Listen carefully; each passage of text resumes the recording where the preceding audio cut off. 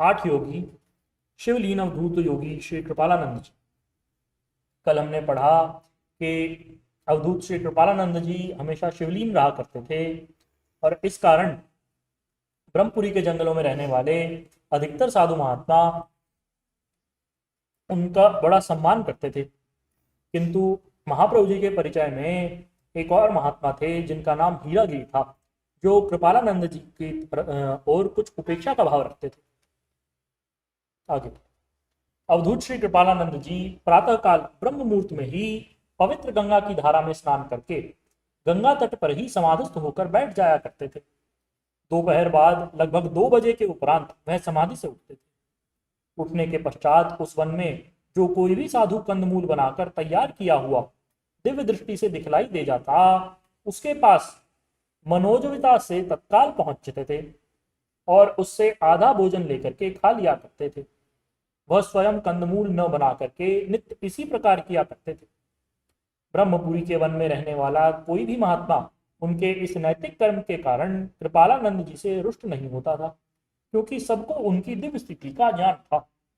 सब जानते थे कि ये सब प्रकार से परिपूर्ण भगवान सदाशिव के ही रूप हैं। अतः जिसके यहाँ भी जाकर वह भोजन करते, वह अपने को अहोभाग्य ही जानता और उनके पुनरागमन की प्रतीक्षा करता था। किंतु महात्मा हीरागिरी उनके इस व्यवहार से बहुत ही चिढ़ते थे। इसी कारण उनके प्रति उपेक्षा भाव रखा करते थे और कहते, ठीक है, कृपालानंद जी युक्त योगी हैं और हम सब युंजन योगी हैं, लेकिन कालांतर में हम भी युक्तता को ही प्राप्त होंगे। कृपालानंद भी तो हमारे बराबर का ही भाई है। योगीराज कृपालानंद जी ने उनके मनोभावों को जान लिया। अतः अब भोजन के लिए अन्य किसी महात्मा के यहाँ न जाकर के वह नित्य महात्मा हीरागिरी के स्थान पर ही पहुंचने लगे। 2-3 दिन तो वह चुप रहा और मन मार करके कृपालानंद जी को भोजन के लिए कंदमूल देता रहा। किंतु चौथे दिन उसे कृपालानंद को भोजन के ठीक तैयार हो जाने पर आया देख करके बड़ी खींच जैसी हुई। जैसे ही कृपालानंद जी ने अपना भाग मांगा, वह क्रोध में भरकर बोला, क्यों दे दे तुझे कंदमूल? क्या तू खोद कर रख गया था? जंगल में पड़ा है, कहीं से भी खोद ले और बनाकर खा ले। किंतु अवधूत कृपालानंद जी ने उसके इन क्रोध युक्त वचनों को कोई महत्व नहीं दिया और चुपचाप उसके बनाए हुए कंदमूलों में से अपना भाग स्वयं ही लेकर के खा गए और हंसते हुए चल दिए। हीरागिरी बहुत चिढ़ता रहा और कहता रहा, देखो, महात्मा होकर की भी कैसी आदत डाली है। आया और खा गया, जैसे इसके माँ बाप खोद करके बना करके इसके लिए रख गए हों। हीरागिरी ने अगले दिन इस मुसीबत से बचने के लिए भोजन के समय से बहुत ही पहले कंदमूल बना डाले और प्रभु जी से बोला, उस दुष्ट कृपालानंद के आने से पूर्व ही खा लेते हैं, फिर अवधूत आकर खाली पात्र देखकर स्वयं लौट जाएगा। अभी उसने भोजन परोसा ही था कि सामने से मुस्कुराते हुए कृपालानंद जी आते दिखलाई पड़े। आते ही बोले, भाई हीरागिरी, तुमने बड़ा ही अच्छा किया जो आज जल्दी कंदमूल तैयार कर लिए। आज तो जल्दी ही भूख लगाई है। विवश महात्मा हीरागिरी को नित्य की भांति 3 भाग करने पड़े और कृपालानंद जी तृप्त होकर के चल पड़े। महात्मा हीरागिरी बड़े उलझन में थे कि इस अवधूत से पिंड कैसे छुटावें। उसे एक उपाय सूझा और अगले दिन उसने भोजन के समय तक कंदमूल खोदे ही नहीं। उसका विचार था कि भोजन के समय अवधूत आएगा तो कह दूंगा कि भाई, यदि कंदमूल खाने हो तो खोद ले और बना ले, मुझे तो खाने नहीं इसलिए बनाए नहीं। किंतु आश्चर्य की बात कि उस दिन भोजन के समय योगी कृपालानंद आए ही नहीं। जब भोजन का समय निकले 2 घंटे हो चुके, तब हीरागिरी वन में जाकर के कंदमूल खोद लाया और बनाने लगा। मन में प्रसन्न था पर नित्य ही इसी उपाय से कृपालानंद जी से बचने की बात सोच चुका था। कंदमूल बनकर तैयार हुआ ही था कि कृपालानंद जी आ पहुंचे और हंसकर बोले, भाई हीरागिरी, तू तो हमारा बड़ा ख्याल रखता है। तुझे कैसे पता चल गया कि आज हमें भूख नहीं लगी तो हम देरी से खाएंगे? वैसे तो आज बिना खाए ही रहना पड़ता, लेकिन जब तूने इस समय बना रखा है तो ला थोड़ा खा लेते हैं। मन ही मन हीरागिरी को क्रोध तो बहुत आया और बोला, तुम कुछ समाधि वमाधि नहीं लगाते, केवल भोजन की समाधि लगाते हो। इस समय कहाँ कंदमूल मिलेगा, बस यही देखा करते हो। इसके बाद हीरागिरी नित्य स्थान परिवर्तन करके कंदमूल तैयार करने लगे। किंतु कृपालानंद जी की दिव्य दृष्टि से कोई स्थान नहीं बचा और वह अपनी मनोजविता से प्रत्येक स्थान पर जा करके हीरागिरी के यहाँ ही नित्य भोजन करते। महात्मा हीरागिरी के हृदय में प्रतिशोध की भावना जागी और उसने एक दिन चुपचाप धतूरे के सेर भर पत्तों का साग बनाया और मन में कहने लगा, आज महात्मा को ऐसे आने का मजा मिल जाए। उधर श्री प्रभु जी ने भी अपने कंदमूल भून करके तैयार किए हुए थे। ठीक समय पर कृपालानंद जी आए। प्रभु जी ने अपने कंदमूलों के 3 भाग करके एक भाग कृपालानंद जी के सम्मुख रखा। हीरागिरी ने धतूरे का सारा साग कृपालानंद जी के सम्मुख रखा। तब अवधूत बोले, क्यों हीरागिरी, मरने को हम ही रहे हैं क्या? हम तुम दोनों को हम तुम दोनों ही क्यों ना मरे? हाँ, हम तुम दोनों ही क्यों ना मरे? इस साग को तू भी खा और हम भी खाते हैं। प्रभु जी इस रहस्य से अनभिज्ञ थे, अतः आश्चर्य में कहने लगे कि महाराज, ये वचन क्यों कहते हैं? ऐसा क्या हुआ? तब कृपालानंद बोले, आज हमें मारने के लिए इसने धतूरे के पत्तों का साग बनाया है। प्रभु जी ने कहा, आप इसे मत खाइए, केवल ये कंदमूल ग्रहण कर लीजिए।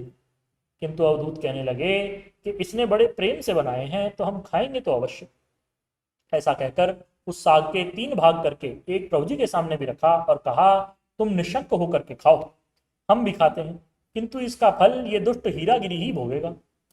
तीनों ने वह साग खाया, किंतु प्रभु कृपा से प्रभु जी और कृपालानंद जी पर धतूरे के विष का कोई प्रभाव नहीं हुआ, परंतु थोड़ा सा साग खाते ही हीरागिरी की दशा बिगड़ गई और थोड़ी ही देर में विष के प्रभाव से वह मूर्छित हो गया। श्री प्रभु जी से कृपालानंद जी ने कहा, 3 दिन तक ये अपने किए का आनंद भोगेगा। 3 दिन बाद होश में आते ही हीरागिरी बोला, अब इस दुष्ट कृपालानंद को की हम अपने योग बल से खबर लेंगे, और चुपचाप नित्य की भांति कंदमूल बना करके तैयार कर दिए। मध्याह्न होने पर अवधूत श्री कृपालानंद जी आए और हंसकर बोले, कहो हीरागिरी, अभी कुछ और मन में है?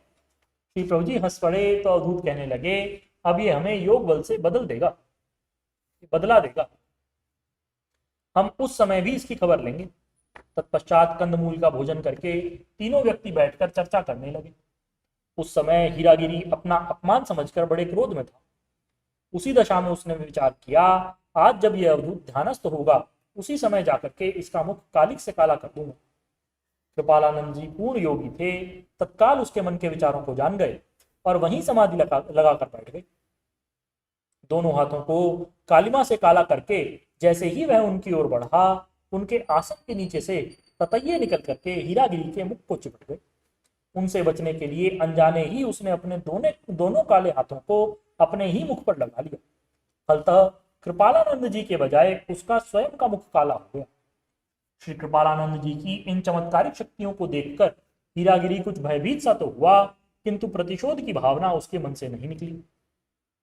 एक दिन श्री प्रभु जी के निवास स्थान पर हीरागिरी, कृपालानंद और कृपालानंद की अंग्रेज शिष्या सब एकत्रित थे।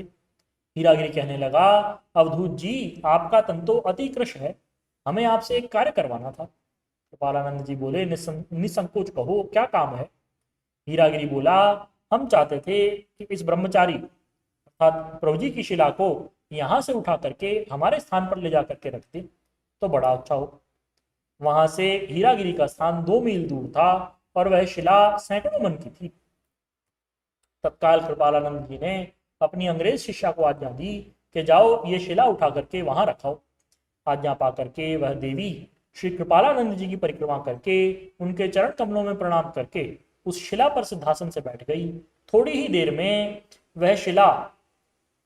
वह शिष्या शिला सहित आकाश मार्ग से जाकर यथास्थान शिला को रख करके आकाश मार्ग से ही वापस आ गई। आकर अपने गुरुदेव को प्रणाम करके बैठ गई। इस चमत्कार को देख करके हीरागिरी बड़ा लज्जित हुआ और कृपालानंद जी का मान करने लगा। अवधूत कृपालानंद जी पूर्ण योगीराज थे और भगवान सदाशिव में लीन रहने के कारण उन्हीं के सदृश शक्ति संपन्न रहते थे। युक्त योगियों की श्रेणी में आदर्श स्थान रखते थे। आनंद कंद श्री प्रभु जी से वह मित्रता का नाता मानते थे। बोलिए श्री सद्गुरुदेव भगवान की जय। महापुरुष रामलाल जी महाराज की जय। योगीराज अनंत स्वामी श्री चंद्रमोहन जी महाराज की जय। सदाशिव भगवान की जय। योगेश्वर श्री कृष्णचंद्र भगवान की जय। श्री शंकर भगवान की जय। हर हर महादेव।